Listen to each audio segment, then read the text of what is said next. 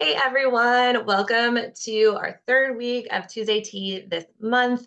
We're talking about springing into different topics. We've done power, we've done confidence, and this week Andrea is going to talk to us about action and how to spring into action. So this is a dear friend and colleague, Andrea. She is a first generation German American, empty nester, dog mom. She loves to photograph things, always has her camera on the ready, and she has over 20 years of experience as a psychologist, a group facilitator, a clinical supervisor, as well as coach.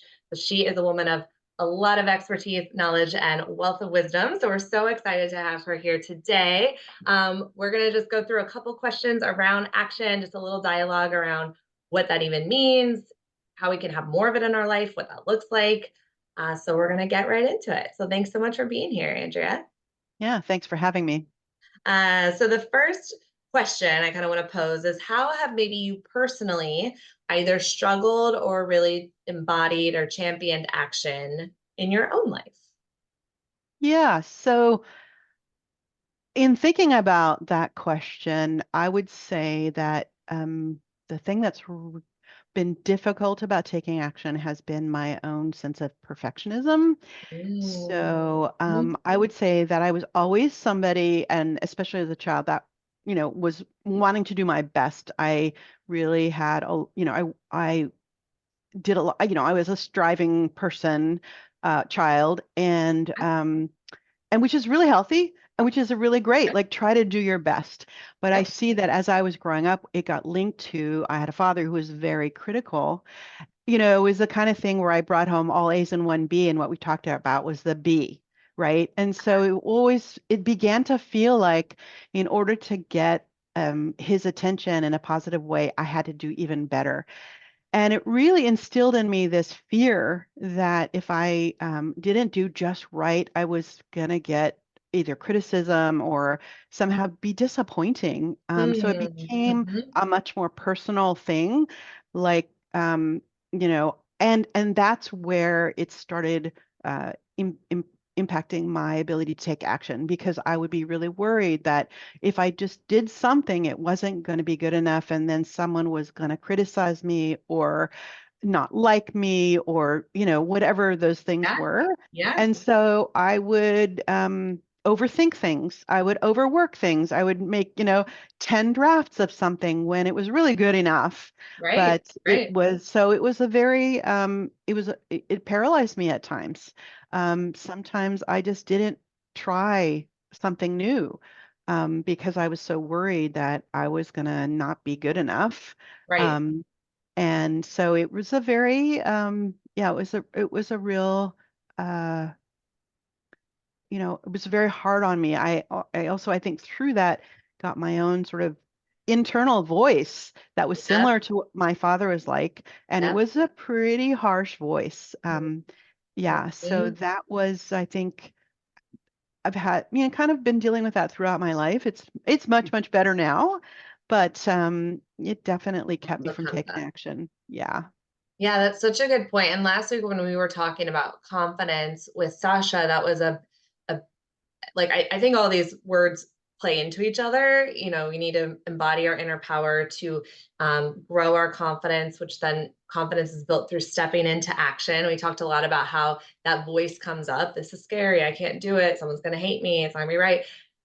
But if we don't do it, we won't get more confident. There won't be growth. We won't have the connection, which are the words we'll get to in the future weeks. So I think it's such a good point how we can often get in our own way of our action, but it doesn't come from nothing, right? Like you have a very clear line to where it stems from, which I'm sure has been maybe helpful in unlearning some of those beliefs or patterns by being able to untangle it and understand this is this critical voice or this is my dad's voice or this isn't real versus this is something to listen to or pay attention to, and maybe that has helped with getting you a bit more able to step into action versus staying as paralyzed as some might still be feeling, or maybe couldn't have happened that way if you hadn't had that awareness or been able to think about it perhaps a little more critically. Yeah, and I think one of the things that really helped me was shifting this idea of when I make a mistake or it's a failure to reframing that into, oh, this is a learning opportunity, Mm, right? This is mhm, data. This mhm. is data that I can now use to make some adjustment to change how I do something, how I think about it, how I present myself that will lead me more towards my goal. So Yeah, before it was like every single thing was this failure that felt very personal, and I would feel like bad about myself right, versus, right, oh, this is what we do. Everybody, right, does this. This is the process of right, learning. And when we don't take action, we don't have any data. right. We're You can't just know. thinking from, you could think of it as I'm not even on the playing field. I'm Right, thinking about when I'm sitting in the spectator seat going, right. oh, I'd I like to would have do done that, this. I would have done that. you Yeah, know, yeah, and that so that has really been helpful that I just don't even use the word failure for myself. I just think, okay, I've had another experience. Maybe it didn't go the way I wanted, or I didn't have the result I wanted, but right. now I have information. Like, what do I need to do differently if I'm going to try again? Right. Yeah, I think that's such a good word. I love that like idea of curiosity, Mhm. and that neutrality. This isn't good or bad. It just is, right? Why didn't this work out? What was successful? What wasn't? What felt clunky? What didn't feel good about it? How can I not get so burnt out, right? It's even if you did a workout and if you're like just going hard every single time, that's not necessarily going to help the whole recovery and that the rest you need to then actually build the muscle, et cetera. You have to like, it's information like, ooh, that was too many pounds and too many reps, or that was a little like too short. I could have gone harder, so it is about just getting in there and like imperfect action is still action. But if we're paralyzed on the sidelines, we're not even in the game. So what are we even doing? Right. There's no possibility for any kind of movement, growth, anything to happen because we're still in that like pre-contemplative stage, so to speak. Well, and even using the word like imperfect action, I Mhm. try also just because that's so, it's like a sensitive spot for me just to say it's practice. I'm learning. I'm Like curious, like that. you say, to Yeah. it's like if you think about like the perfectionist perspective is that I should be able to do whatever perfectly the first time out because then I don't have to experience whatever feelings come along with that. But there's nothing, and not only that, there's no quote unquote perfect, even the very, very best of anything have a down day or they Right. lose the game. Like, if you follow, let's say, baseball at all, the best players still strike out over 50% of the time, right? And they're the very, very Crazy. best, right? Yeah. I Yeah. mean, was it Michael Jordan who said, he missed so many more shots that, And he than he actually made. made, but still the best player probably of all time, Right. right? Right. So, or sometimes I've said to clients, when a baby's learning to walk, it doesn't shame itself, or we as the parent don't go, oh my God, you fell down. You're never going to learn. Right. You don't know how to Everyone run learns. already? You're Right, only 8 months exactly. old. Like, yeah. Exactly. Yeah. So to give ourselves, that sort of grace, and Yeah. that's A big word. that's to be kind to ourselves, like again, to define it, reframe it as a learning experience, and hey, I tried, and I put myself out there, and good for me, and what else do I need to move in a direction of my goal? Right. And how would you say you talk with clients about this like concept of action? I mean, I'm sure maybe you've alluded to some of the ways in which you might framework what that looks like, how it goes, but what might be some other themes that you see come up in your work with clients or ways you see this relevant to that space as well? Well, I do think there are a lot of clients that struggle with perfectionism that I see. Mhm. Also, I think for women, probably more than my male clients, there's that an ingrained sort of people pleasing, and it's really again around wanting to make sure we maintain connection and Yeah. thinking that if if we do something, if we take action, that it might disappoint someone, upset Right. someone, or You risk even make significantly. make someone envious. So the thoughts of like, who do I think I am for doing this? Or, Yeah. it might upset my friend because so Yeah. there's this sort of um, overlay of I have to be sure that whatever I do is going to be okay with everyone, or I'm not, I'm going to lose connection. And that is something that I think a lot of women struggle with. That's harder, or it's socialized into us, and maybe Right. it's partly our nature hormonally, right? But it's also, it's like a woman that is powerful gets to be called the B word, Yeah. Yeah. like Yeah. too aggressive when she's being assertive. So there's Yeah. that social element that I think is real, Right. that plays into going after our dreams, right? Right.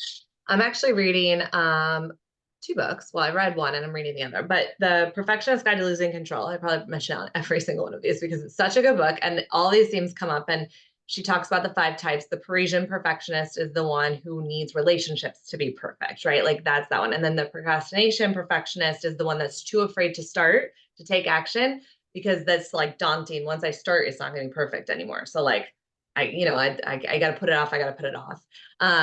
But I'm also reading the book On Our Best Behavior by Elise Loenen, and she has a whole topic on it's the seven deadly sins and how as women we're taught like how they've become ingrained in our society and how they like impact how we operate as females.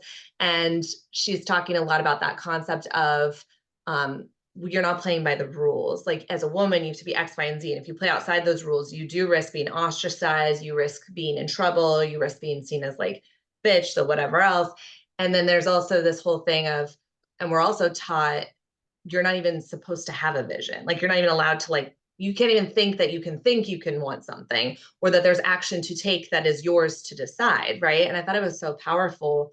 Even the most evolved, I don't subscribe to that, like whatever female, it's still so embedded in just like the culture and the history and everything else that we can't not be influenced by these constructs and these beliefs, even if we don't say that they're ours. But I think that it plays so well into what you're saying of why we get paralyzed. There's so much fear of what we will lose, what will happen. And we've been taught this fear. I don't know that it's actually like a real thing. Like society doesn't have to operate this way. Like this isn't like an actual thing that something bad will happen in the sense someone's going to die or like you're at physical risk. But we've created the stakes so high around these like very abstract things to keep us small, to keep us in a box, to keep us in line. And action is the thing nobody wants us taking because that messes up everything, right? Or action in the right lane. Like action, you go have babies and stay at home and like be barefoot in the kitchen or being dramatic, but like or action like yes, like have the menial jobs we don't want that we're going to underpay you for, but we need people to educate our kids and be nurses and, like do that stuff or therapists. We'll keep you right here, like take action there, but like stay in your lane. So I think it is so true that we do a lot of action. We're very busy generally as women, but is it like what we want to be doing? Is it action that's leveling us up? Is it actually moving us towards things we're dreaming of, not just what we're supposed to be doing or that we're falling in line or staying small enough, to make sure everyone's okay and we're safe emotionally, physically, etc. Like, but there is a safety component to that too, I think. Yeah, and I think we don't even realize that we are in the soup. We are Yeah. constantly getting messages. We're inundated with messages of what's okay. Like, for example, there are lots and lots of websites and Instagram on, what's okay for a woman over 50 to wear, or over 40 or over Yeah. 30 or No, whatever. that's good. It's like, Yeah. well, who said and who got to decide that? Like Right. that's I call bullshit. Like, I'm sorry, I Right. do, it's Right. like wear whatever you want. Where's the Right. fashion police? But Right. it's a thing. And so, one of the things that when I'm working with my clients, I suggest is, unsubscribe to Instagram, influencers that are saying you have to be a certain way or that Right. make you feel bad if you're look different, Right. or the pressures, like, I basically I don't have any fashion magazines that I look at anymore because Yeah. it's all, a very, very thin model and they're just trying to sell clothes. And that's Yeah. another thing. Yeah. Like, who decides on the color of clothing and why the style? It's like, if your clothes Right. are still in good shape, Right. but And no, comfortable nobody in them. wants to be out of style. Well, that's just Yeah. a style. It's a consumerism thing. Like, Yeah. and Yeah. when you start really thinking about if you can step outside of that a Yeah. little bit, Yeah. it's one, it's kind of like appalling how Right. how much we So are in it we shaped by are. that and Yeah. how much we don't feel we can express ourselves fully because we'll be outside of that and oh then we'll be weird or whatever, Right. Or be canceled um or whatever, God forbid, or whatever be else we canceled. say. Yeah. Yeah. So And if you start looking at TV shows, let's say from that perspective, you can really also see women. Like there was one TV show I watched. This woman, she's a veterinarian. And she has a farm. It was on Netflix. I don't remember the name of it, but she had like 8 kids. And it was really fascinating because she was always her hair was beautiful and done smart. up. She was Yeah. dressing really well. And I'm like, the reality of 8 kids and you're a full-time vet who goes Farm. out in the middle of the night because the cow's going to have its baby and you're doing everything at home and you look like no. It was Right. setting the expectation at a level that's really unrealistic that makes us start to feel bad. Yeah. Or puts our energy into taking action in all the wrong ways. Right. Like, oh God, then I Right. have to get up 2 hours early to like do everything perfectly. But it's like pointless time. I mean, for some people, maybe that's really important to them, but like it's just if it's a pressure of because I have to or I'm supposed to, it's pointless kind of spinning our wheels and it's wearing us out in all the wrong ways. Where again, it comes back to what's our power? Where is our confidence? What are we trying to grow? What are we even trying to do here?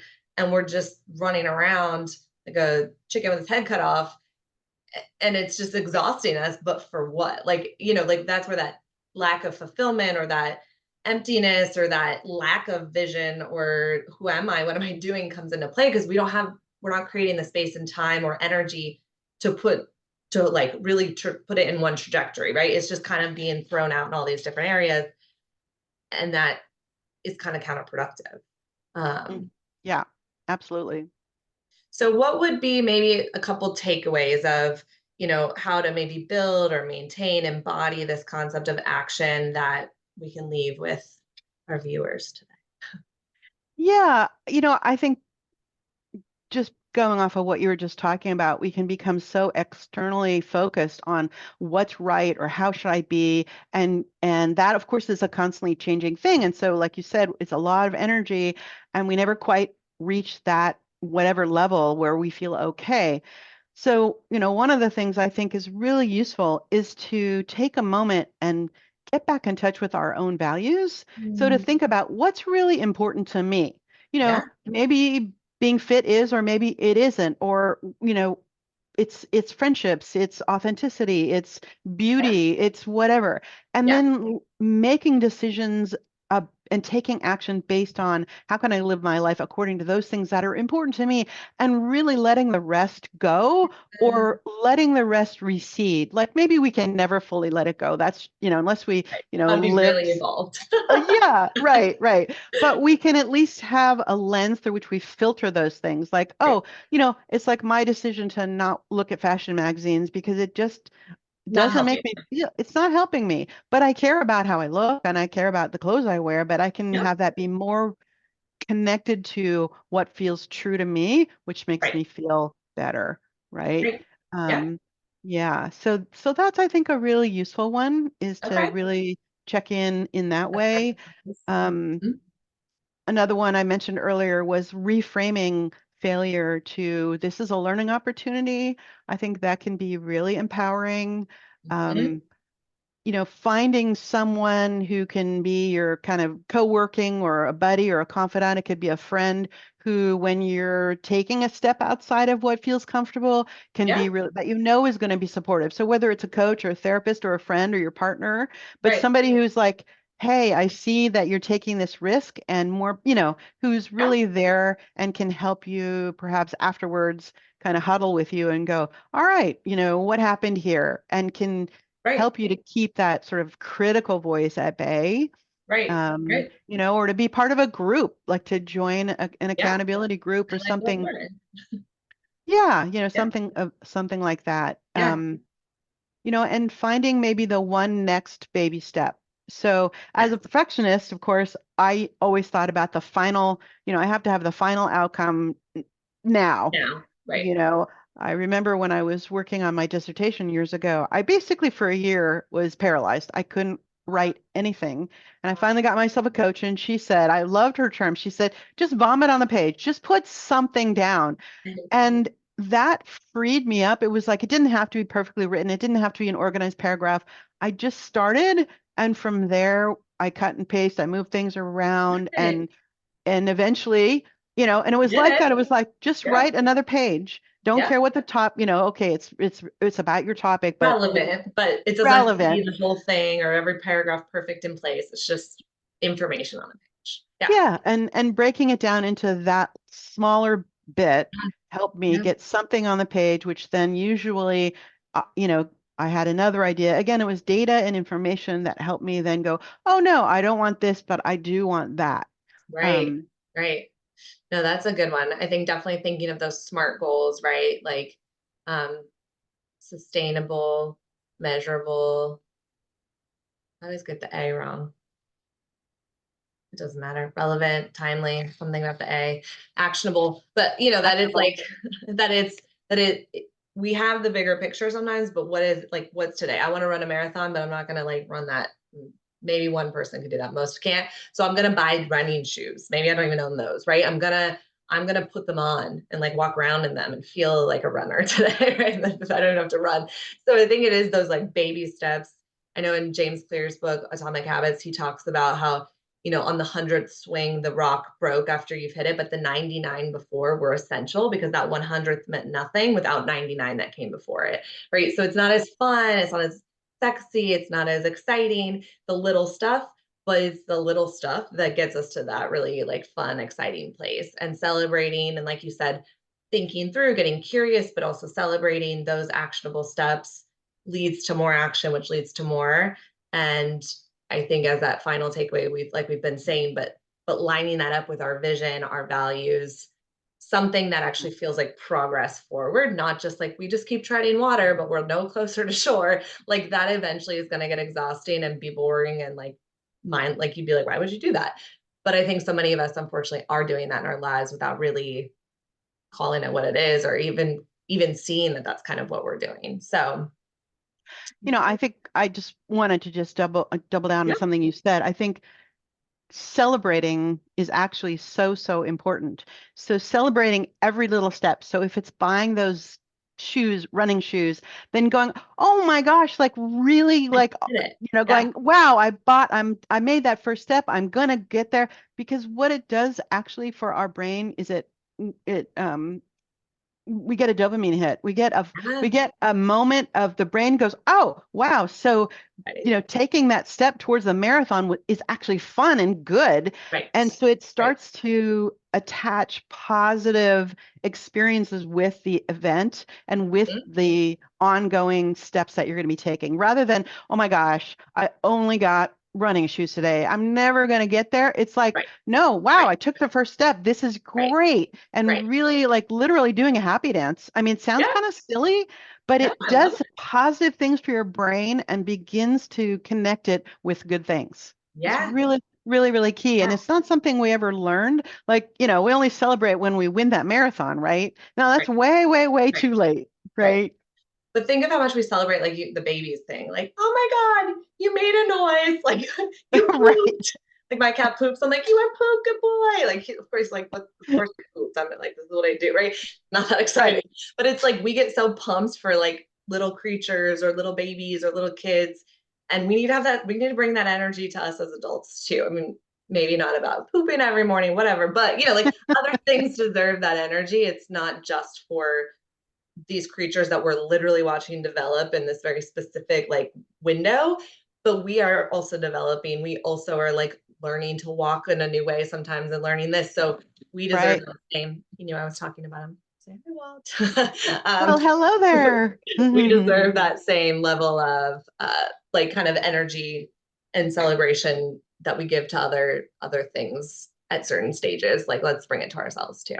So I love that. I I totally agree. We're adults, but we still want that sense of, you know, excitement and pride in doing those steps, just as we did when with a kid, Yeah, when we were exactly. kids. We just don't, Exactly. we're sort of told, oh, we should be beyond that. We're adults now, but it's still, it really is important and valuable.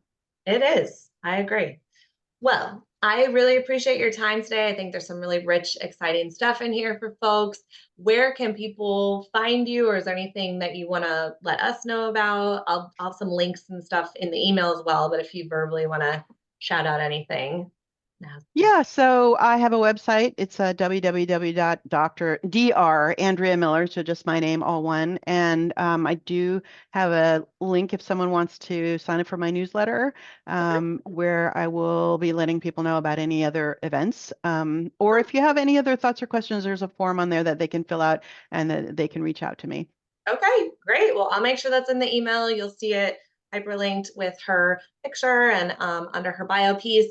Thank you so much for being here today. I hope that everyone's having a wonderful Tuesday, and I'll see you guys next week. Bye.